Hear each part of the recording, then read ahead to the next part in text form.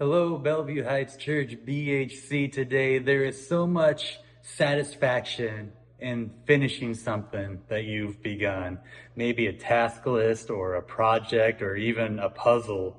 And the success of a race is determined not only how well you begin, but also how well you end. Many athletes will begin a race impressively, but if they stumble or they're injured, if they lack the stamina to finish, their good start is useless. Paul rejoiced that he not only begun the race, but he had also finished it. His prize was a stout faith in God and a life filled with God's powerful presence.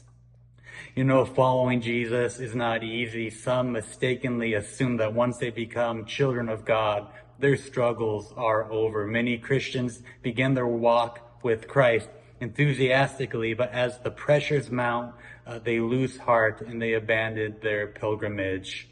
Paul described his Christian life as a battle. There were times when he struggled, and only through perseverance could he continue. It may surprise us to know that the great apostle had to struggle at times to be faithful to God, because he faced persecution and misunderstanding and betrayal and even death threats.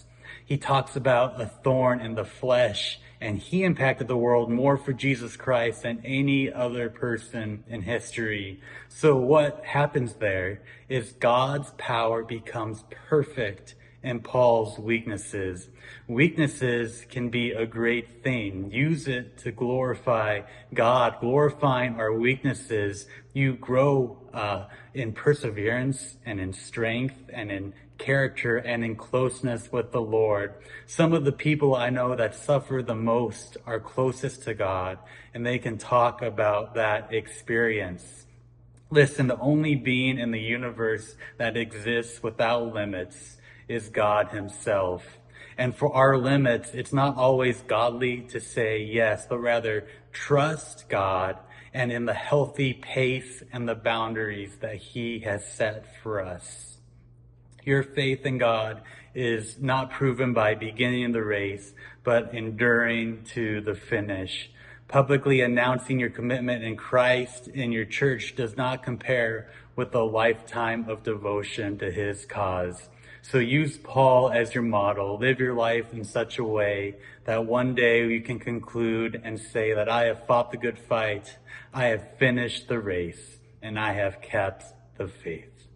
Have a great day, my friends. God bless.